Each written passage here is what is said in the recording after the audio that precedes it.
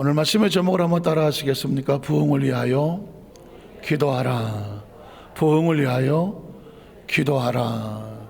이런 제목으로 오늘 특별한 날이기 때문에 특별한 본문을 가지고 말씀을 나누겠습니다.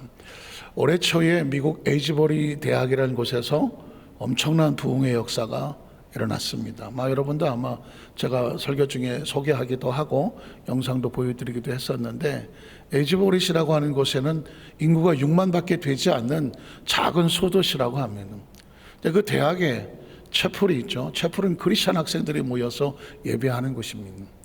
수업 시간을 쪼개서 채플 시간에 예배를 하는 곳이죠. 그런데 그 예배를 하는데 한 번은 예배를 마치고 이제 각자 기도하고 돌아가야 되는데, 어떤 일인지 예배를 마친 학생들이 기도가 안 끝나는 거예요. 끝나고 가서 수업을 들어가고 또 집에 가기도 하고 일을 가기도 해야 되는데, 학생들이 그 자리에서 통곡을 하며 기도가 끝나지를 않습니다. 심지어 주에 나갔던 학생들도 다시 들어와서 그 채플 성전을 채우면서 기도하기를 시작을 합니다. 그런데 그 기도가 1시간, 2시간, 5시간, 6시간, 24시간 기도가 끝나지를 않습니다. 갑자기 주위에 있는 학생들, 교수들이 그 성전 안에 모여서 기도하기를 시작합니다. 소문이 나기를 시작하겠죠. 그 주위에 크리스천들이 그 성령의 인도하심을 받아서 그 채플로 모이기 시작합니다. 그 대학으로 모이기를 시작합니다. 나중에는 미국 전역에서 비행기를 타고 그 에이즈버리 대학의 채플로 모여 들어가기로 합니다. 6시간을 기다려도, 그리고 잔디밭에 무릎을 꿇고 기도해도 그들은 힘든 줄을 모릅니다. 그때 사진이 아마 있을 거예요. 제가 2장 정도 준비를 했는데, 이 사람들이, 여기가 에이즈버리 대학입니다. 대학 채플의 성전환도 아닙니다. 이들은 그 자리에서 무릎을 꿇고 몇 시간이고 기도를 그치지 않습니다. 어떻게 이런 일이 일어날 수가 있을까요? 비행기를 대여섯 시간씩 타고 와서 에이즈버리 대학을 찾아와서 저 대학 교정에서 무릎을 꿇고 기도를 그치지 않습니다. 그리고 그 채플 안에 들어가기 위해서 6시간을 줄을 서서 기다리면서 누구 하나 인상을 쓰지 않습니다. 지루해하지 않습니다. 그저 6시간을 기다리면서 그들은 그곳에서 기도하며 또 기도하며 기쁨으로 성령의 역사를 사모합니다. 지금 이 엄청난 역사가 미국 전역 대학에, 미국 적 대학에도 기도 운동이 퍼져나가기를 시작을 하고 있습니다. 최근에 국민일보에 한 사진이 하나 있었는데요. 그 사진 하나를 보여드릴까요? 이 사진에 이 사람은 에이즈버리 대학의 부흥의 숨은 주역이 말하는 부흥의 비결이다. 반팔을 입고 마이크를 붙잡은 저 사람은 얼핏 보면 한국 사람 같지만 중국계 말레이시아인입니다. 이 사람은 홍모 교수라고 하는 사람인데, 이 사람은 2016년도에 에이즈버리 대학의 방문 교수로 갔습니다. 방문 교수로 갔는데 그곳에 있다가 그 에이즈버리 그 성령의 역사하는 것을 체험하게 됩니다. 거기서 기도 사역에 동참을 하다가 이분이 방문 교수의 교수직을 내려놓습니다. 교수직을 내려놓고 기도 사역자로, 이분이 신학자인데 기도 사역자로 나섭니다. 그리고 전 세계를 다니면서 이 에이즈버리 대학에 있었던 부흥의 역사, 이 부흥의 역사가 온 곳에 같이 일어나게 하여 주시옵소서.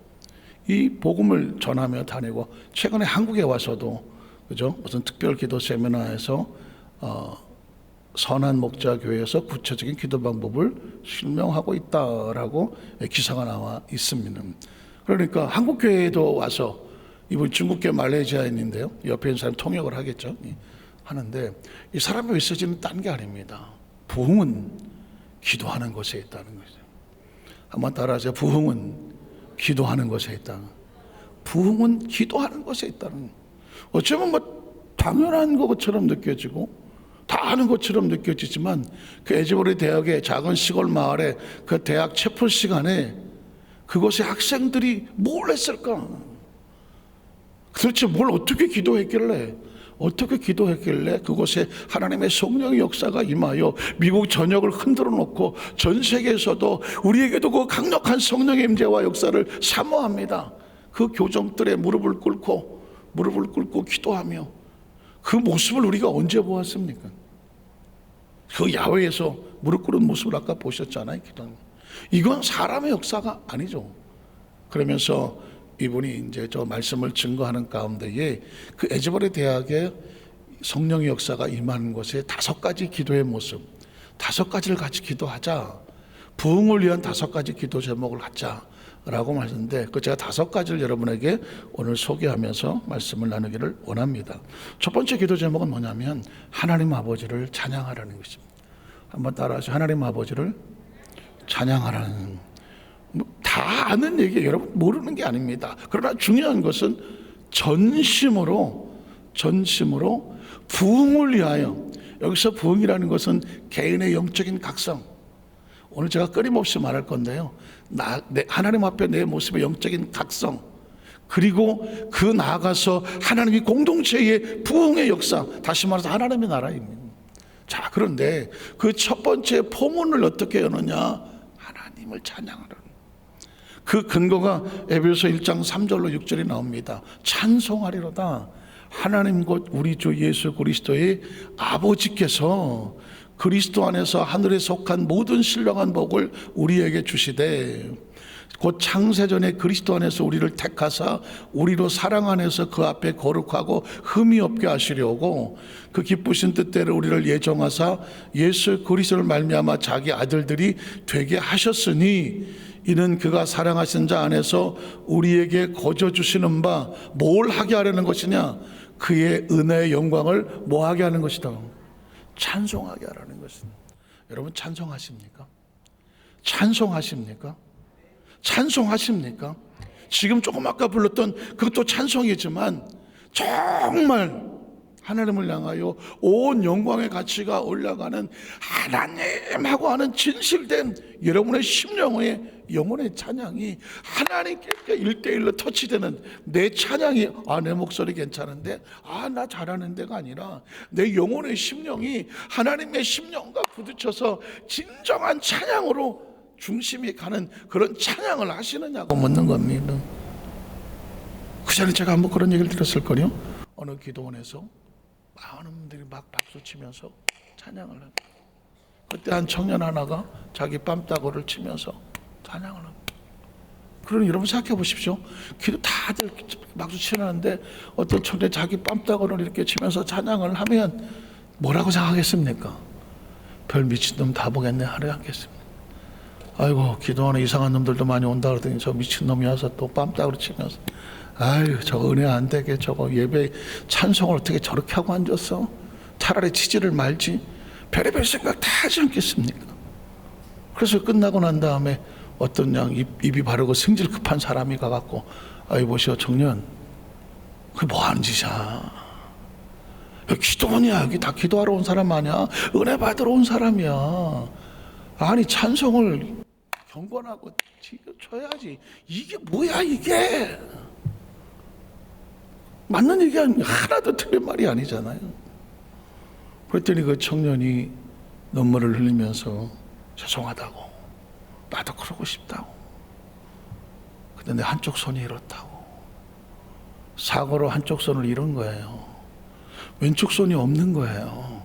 손이 펄럭거리는 거예요 이게요. 어떻게 치냐고요? 어떻게? 그러면 손이 없으면 안 치냐고요? 이 청년은 하다 못해 치고 싶은 거예요. 하나님 앞에 기쁨으로 박수치며 찬양하고 싶은 거예요. 칠 수가 없는 거예요. 칠 수가. 생각해낸 게 이렇게라도 소리를 내고 싶은 거예요. 이렇게. 여러분 어떻게 생각하십니까? 이것만 박수입니까? 이건 박수가 아닙니까? 야, 나 박수 잘 친다. 이것만 박수입니까? 박수가 좀 안 맞더라도 눈물을 흘리며 온몸으로 찬양하는, 이건 찬양 아닙니까? 저는 어떤 의미에서 보면 진정한 찬양은 습관적이고 매너림적이고, 찬양을 하면서도 딴 생각을 하고, 찬양을 하면서 내가 이 찬양의 가사가 온전히 내 가사인가 녹아내리지 아니하고, 찬양을 드렸는데 뭔 찬송을 드렸는지 기억을 못하는 그런 찬송이 아닌, 내 몸이 으스러지고 부서지고 하더라도 하나님, 난 정말 하나님을 찬양하고 감사합니다. 이 심령이 존재적인 찬양, 이거 찬양이 사실 부흥은, 하나님의 역사는, 은혜는, 감동은 여기서부터 출발하는 거 아니겠습니까? 하나님을 찬양하는데 감동이 없나요? 하나님을 찬양하는데 뜨거움이 없나요? 하나님을 찬양하는데 심령에 요동이 없나요? 하나님이란 거룩한 이름 앞에서 내가 어떻게 생각하십니까?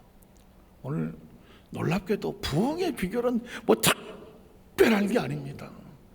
진실된 마음에서 하나님을 찬양하는 그 존재적인 창조의 목적의 그 심정을 알고 하는 찬양, 하나님을 진심으로 찬양하는, 여기서부터 출발합니다. 어쩌면 신앙은 그런 거 아니겠습니까? 처음 출발 자체가 하나님을 향하여 전심인가 아니면 형식인가, 여기서부터 갈라지는 겁니다. 그러니까 하나님 아버지를 찬양하라는 얘기는 전심을 하나님 앞에 드릴 수 있는, 그게 찬양 아니겠습니까? 두 번째는 감사의 기도를 그치지 말라는 겁니다. 아주 단순한 상황인데 단계적인 상황이죠. 하나님을 향하여 간절한 마음을 열고 전심으로 찬양을 하면 그 찬양의 고백은 뭐가 되어야 될까? 감사합니다. 감사. 그 속에 감사라는 얘기는 절대 부정적이고 원망하고 낙심하고 좌절하고 불신앙적인 어떤 것들로 내 입에 올리지 말고 감사의 기도를 뭐하지 마라? 그치지 마라. 감사는 일시적으로 추수감사 줄 때, 좋은 일만 있을 때 생각나서 하는 게 감사가 아니라, 찬양이 창조주의 근본 우리의 목적이라면 그 찬양 속에는 하나님을 향한 감사와 은혜가 그치지 않아야 된다. 15절로 23절에 보면 이로 말미암아 주 예수 안에서 너희 믿음과 모든 성도를 향한 사랑을 나도 듣고 내가 기도할 때 기억하며 너희로 말미암아 모하기를 그치지 아니하고 감사하기를 그치지 않습니다. 감사는 이례적인 사건이 아닙니다. 추수감사절이야, 추수감사절입니다, 우리 감사헌금하고 감사헌금, 아닙니다. 존재적으로 몇 시간 순간 부처마다 우리의 존재는 감사입니다. 지금 이 시간도 감사하고 예배도 감사하고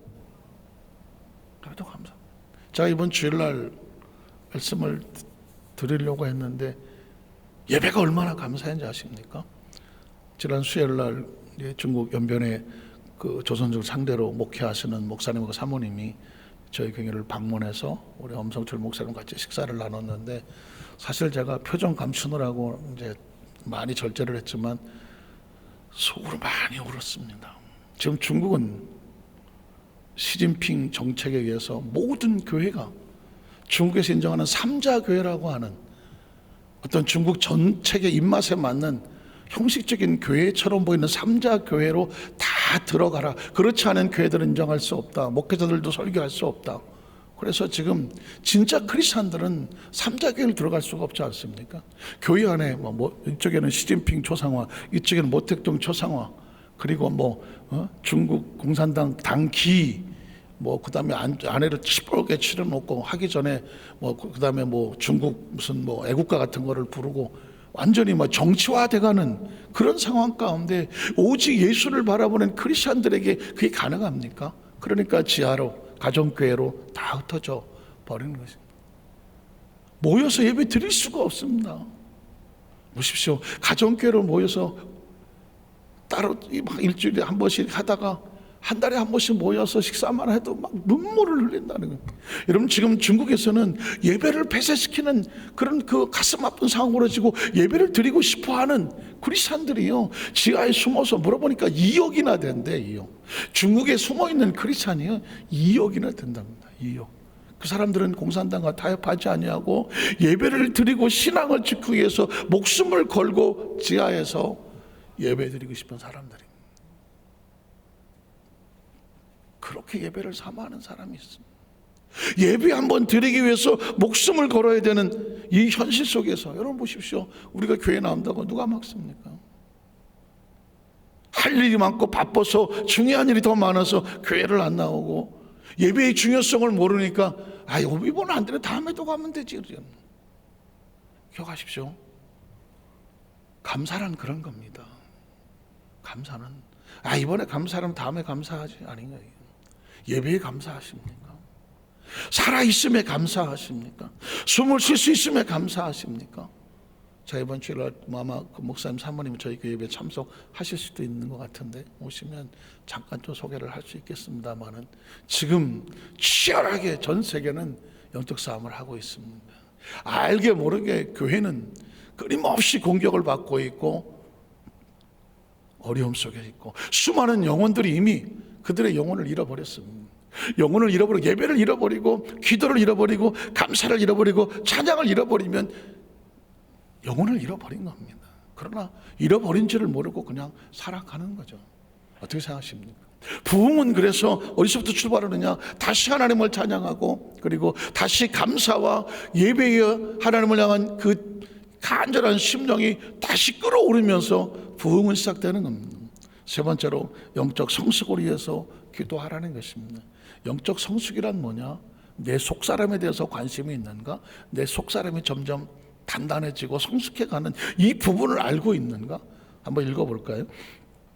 14절 19절에 보면 이러므로 내가 하늘과 땅에 있는 각 족속에게 이름을 주신 아버지 앞에 무릎을 꿇고 비노니 그의 영광의 풍성함을 따라 그의 성령으로 말미암아 너희 속사람을 능력으로 어떻게 하시고 강건하게 하십니다.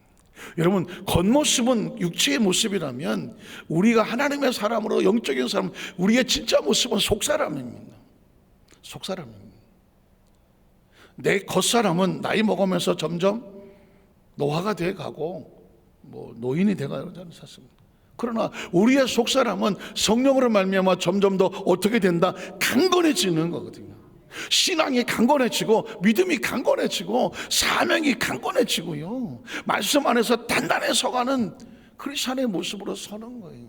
사실 진정한 그리스도는 자신의 속사람을 관리합니다. 세상과 타협하지 아니하고 세상이 물들지 아니하고 남들이 다 세상으로 물들고 갈치라고 해도 나는 거꾸로 하나님의 나라를 위해서 기꺼이 단단하게 가는 결기가 있는, 한번 따라하세요. 결기가 있어야 돼. 모든 사람들이 그게 이것도 저것도 좋지 저것도 좋지 대충 해 할 때 아니야. 난 그렇게 못해. 가야지. 지금 대한민국에 결기를 가진 사람이 보이지 않는다.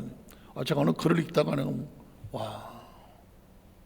다시 한번 결국 나라를 사랑한다고 어쩌고 저쩌고 떠들지만 대한민국이 아까 우리 장로님 기도하신 것처럼 여러 가지 많은 무슨 정치적이 됐던 아니면 무슨 동성애가 됐던 아니면 이스라엘 문화가 됐든 하여튼간에 대한민국이 하나님 안에서 그 올바른 모습으로 나아가는 데 있어서 이렇게 저렇게 교묘하게 가로막는 어떤 일에 대해서 단호하게 아니다 일어설 수 있는 결기를 가진 사람이 보기 힘든 세상. 오늘 하루 종일 제 마음속에 묵상한 건 결기였습니다. 모든 사람이 적당히 해 라고 말할 때 그래 내가 특별한 나라고 별 수 있어. 그래 알았어. 이건 결기가 아닙니다. 대한민국이 그 많은 어려움 속에서 그 일제 속에서 공산당 그 치하에서 그리고 전쟁 속에서 그 산업화 속에서 그 많은 피투성애 속에서 여기까지 꿋꿋하게 서오는 것은 누군가의 결기 있는 사람들이 끌고 와서 여기 와 있는 겁니다. 지금 우리나라도 정말 정치적으로 보면 한 치 앞을 볼 수 없잖아요. 다음 세대 보십시오. 피투성이로 이게 정말 나라를 이끌어갈 수 있는 세대가 있을지. 정말 이 시대 속에서 정말 기도에도 결기가 있어야 되고 단호하게 기도도 결기, 예배에 목숨을 거는 결기가 있어야 되고 사명에 세상 다 장로가 그렇고 권사가 그렇고 안수사 다 그렇지 나라고 별수서가 아니라 꿋꿋하게 서서 앞서 나가서는 그 결기 있는 장로님, 결기 있는 권사님과 안수 입사님들과 결기 있는 하나님 우리 성도들과 목회자도 결기가 있어야 되지 않을까. 제 마음속에 어느 순간에 하나님께서 너의 결기를 보여라 어떤 기회가 된다고 하면 사실은 이 땅에 살면서 숨죽이며 사는 존재가 아니라 살아있는, 우리는 아직 살아있다. 대한민국을 사랑하는 백성들이 살아있고 예수를 위해서 목숨을 거는 크리스천들이 살아있고 성령을 위해서 일어서는 하나님의 사람들이 살아있다라고 하는 결기를 보여야 할 때가, 이런 결기는 어디서 나오냐면 속사람이 단단해야 돼요. 속사람이 단단해서 영적인 확신이 있고 믿음 위에 서서 있을 때 이런 사람들이 단단해지는 겁니다. 크리스천은 교회 다니는 횟수가 아닙니다. 말씀을 듣는 횟수가 아니에요. 말씀을 듣고 얼마나 자랐느냐, 속사람이 얼마나 단단해졌느냐. 누가 웬만하게 예수님 까딱도 안 할 수 있는 면역력이 있어야지. 누가 뭐라 그러면 아이고, 누가 뭐라 그러면 아이고, 아니라 누가 뭐라고 하더라도 아무 소리도 들리지 아니하고 속사람이 단단해서 믿음 위에 반반하게 살아갈 수 있는, 누구도 날 건드릴 수 없는, 누구도 날 상처 줄 수 없는, 누구도 나를 시험 들게 할 수 없는, 누구도 나를 서운하게 할 수 없는, 내가 결기가 없고 약하니까 뭐 누가 뭐라고 하면 아이고 그렇지 않아도 죽을 것 같아요, 아이고 죽으나 힘들어요. 왜 그래요? 면역력이 없으니까 그런 거 아닙니까? 내 안에 속사람이 단단해서 나중에 나오겠지만 어떤 부정적인 사람이 아니야 나는 나의 주관, 너는 너의 길을 가, 나는 나의 길을 간다. 한번 따라해서 당신은 당신의 길을 가시오, 나는 나의 길을 갑니다. 믿으십니까? 사람은요 자꾸 비교를 하려고 들어요. 또 그 사람도 안 하는데 뭐 다 하라고. 아니 그 사람 저전 난 그저 낫잖아. 사실 베드로도 그랬잖아요. 예수님 저 요한은 어떻게 되겠습니까? 저 요한은 어떻게 되겠습니까? 그때 예수님 뭐라고 합니까? 그는 그의 길을 가게 해라, 너는 나를 뭐 해라? 따르라. 그는 그의 길을 갈 것이요 너는 나를 따르라고 말했습니다. 심지어 예수님이 십자가를 가는 길 앞에서도 그 십자가 길 앞에 가장 믿고 그 재정을 맡겼던 가룟 유다가 배신하고 돌아서지 않습니까? 그때 뭐라고 말합니까? 가룟 유다, 너는 너가 하고 싶은 일을 해라, 나는 나의 길을 간다. 이게 결기입니다. 십자가를 올라가는 예수님의 결기, 상처받지 않고 배신하고 등에서 칼질로도 가룟 유다 너는 너의 길을 가라, 나는 하나님 아버지께서 맡기신 나의 길을 간다. 이게 결기 아닙니까? 이게 속사람 아닙니까? 이게 단단한 거 아닙니까? 신앙은 저와 여러분이 야 그 사람 옛날에는 세상과 대충 섞여서 뭐 흐지부지 하더니 달라졌어. 뭐가 달라졌는데? 꿋꿋해. 흔들리지 않아. 자신만만하고 하나님의 나라를 위해서 단단하게 가. 그게 여러분 속사람이 강건해지는 겁니다. 단단해져야 돼요. 그리고 나면 네 번째 어떤 일이 벌어지냐면 이 내가 속사람, 우리 모두의 속사람이 단단해지게 하여 주시옵소서. 부흥을 위해서 기도하게 되는, 부흥이란 딴 게 아닙니다. 옛사람이 다 벗겨지고 새 사람이 되는 거예요. 지나간 것들이 다 끊어지고 싫어지고 끔찍하고 소름 치어지고 반응하지 않고 뭐가 되느냐? 새 사람이 되는 거예요. 날마다 새 사람 되는 게 그게 부흥입니다. 17절 24절에 보면 그러므로 내가 이것을 말하며 주 안에서 증언하노니 이제부터 너희는 이방인이 그 마음에 허망한 것을 행한 같이 행하지 말라. 그들의 초명이 어두워지고 그들 가운데 있는 무지함과 그들의 마음이 굳어짐으로 말미암아 하나님의 생명에서 떠나 있도다. 그들이 감각 없는 자가 되어 자신을 방탕에 방임하며 모든 더러운 것을 욕심으로 행하되 오직 너희는 그리스도를 그렇게 배우지 아니하였느니라.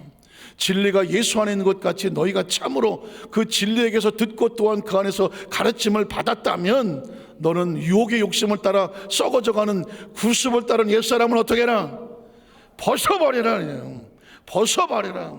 오직 너희 심령이 새롭게 되어져서 하나님을 따라 의와 진리의 거룩함으로 지으심을 받은 무엇을 입어라? 새 사람을 입어라. 부흥은 딴 게 아닙니다. 내 속사람, 내게서도 옛날에 구습에 따르던 그 옛날의 모습을 다 던져버리고 벗어버리고 내 속에서 새 사람, 속사람이 강건해지다 보니까 내 삶이 새로운 삶이 되는 것, 그게 부흥입니다. 에즈베리 대학의 부흥의 역사는 한 개인이 뭘 했냐면 하나님 우리의 죄를 용서하여 주시고 다시는 옛 모습으로 빠져들지 않게 하여 주시옵소서. 그들은 영적인 각성과 함께 새로운 부흥을 꿈꿨다는 것입니다. 여러분 어떠십니까? 우리에게 지금 가장 중요한 기도 제목은 뭐냐? 하나님, 내 속에 있는 알게 모르게 붙어있는 아직도 잠자고 있는 섞여 있는 내 속사람을 깨우게 하여 주시옵소서. 영적인 각성이 있게 하여 주시옵소서. 아직도 회개하지 못한 것이 있다면 회개의 눈물이 있게 하여 주시옵소서. 회개의 부르심 있게 씻겨주시옵소서. 깨끗하게 하여 주시옵소서. 개인의 영적인 각성, 내가 스스로 깨끗해지기를 원하는 소원이 있어야 돼요. 그냥 내버려 적당히 남들도 그렇게 사는데 이 정도면 깨끗하지. 정말 하나님 앞에서 내가 깨끗해지기를 원하는가? 깨끗해지기를 원하십니까? 그 깨끗해지기를 원하는 새 사람을 입은 것이 그게 영적 각성이야. 그리고 그런 사람이 모여서 같이 깨끗해지는 걸 뭐라고 말하느냐? 부흥이라고 말하는 거야. 그 부흥을 달라고 말하는 것입니다. 그리고 마지막 5번째는 뭐냐? 마귀를 대적하는 기도를 하라는 것이었습니다. 한번 읽어보겠습니다. 10절로 18절에 보면 끝으로 너희가 주 안에서와 그 힘의 능력으로 강건하여 지고 마귀의 간계를 능히 대적하기 위하여 하나님의 전신갑주를 입어라. 또 우리의 씨름은 혈과 육을 상대하는 것이 아니요 통치자들과 권세들과 이 어둠의 세상 주관자들과 하늘에 있는 악의 영들을 상대하는 거다. 그러므로 하나님의 전신갑주를 취하라. 이는 악한 날에 너희가 능히 대적하고 모든 일을 행하는 이에 단단하게 서기 위함이라. 그러 서서 진리로 너희 허리띠를 띠고 의의 호심경을 붙이고 평안의 복음이 준비한 것으로 신을 신고 모든 것 위에 믿음의 방패를 갖추고 이로써 능히 악한 자의 모든 불화살을 소멸하고 구원의 투구와 성령의 검 곧 하나님 말씀을 가져라. 모든 기도와 간구를 하되 항상 성령 안에서 기도하고 이를 위해서 깨어서 구하기를 항상 힘쓰며 여러 성도를 위해서 구하라고. 깨어서 기도하고 마귀의 괴계를 대적하기 위해서 어떻게 무장하라고 하는 것입니다. 말씀을 정리하기를 원합니다. 여러분, 영적 부흥을 위해서 기도하라고 그랬다는 거예요. 영적 부흥을 위해서 기도하는, 그 기도하는 가운데 부흥의 역사가 나타났다. 부흥이라니까 무슨 부흥의 무슨 이런 게 아니라 사실은 부흥은 한 사람 한 사람의 가슴에 영적인 각성을 통해서 내가 하나님 앞에 올바로 서 있나, 다른 사람들하고 비교해서 이 정도면 괜찮지가 아니라 내가 하나님 앞에서 떳떳한가. 떳떳하십니까?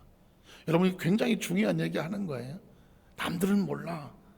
그런데 난 하나님 앞에서 떳떳한가? 신앙은 나하고 하나님 관계 속에서 여기서부터 출발해야 돼. 영적인 하나님, 나는 하나님 앞에서 온전하고 깨끗하기를 원합니다. 영적 각성이야. 이게 우선이야. 그리고 그것을 위해서 끊임없이 하나님의 찬양이 내 속에 들어오고 감사가 내 속에서 솟구쳐야 돼. 하나님의 나라가. 그리고 그것을 통해서 내가 영적인 내 안에 속사람을 담대하게 만들어가고 한 사람 한 사람이 우리 공동체가 모두가 이런 속사람이 단단한 거룩한 부흥의 역사가 나타나게 하여 주시옵소서. 그러면 꼭 반대하고 이간질하고 대적하는 악한 세력들이 나타나게 되어서 그때 담대하게 무장해서 마귀를 대적하라. 그러면 저가 피하리라. 그곳에 부흥의 역사가 나타나는 줄로 믿습니다. 간절히 바라기는 오늘 이 시간에 오신 분들은 여기가 고향이니까 온 거지 하나님의 나라가 고향이고 오늘 이 밤에도 하나님께서 특별히 보내셔서 오신 거잖아요. 예배는 보내야 옵니다. 오늘 자리 이 말씀을 가슴에 끌어안고 우리 함께 기도하고 찬송하고 기도할 때에 개인이 새로워지고 모두가 새로워지고 하나님께서 이 기도를 출발로 한 사람 한 사람부터 우리 모든 우리 교회 안에 하나님 역사하시는 부흥의 불길이 임하게 하여 주시옵소서. 그 역사가 함께 하시기를 주님의 이름으로 축복합니다. 기도하겠습니다. 하나님 아버지 감사합니다.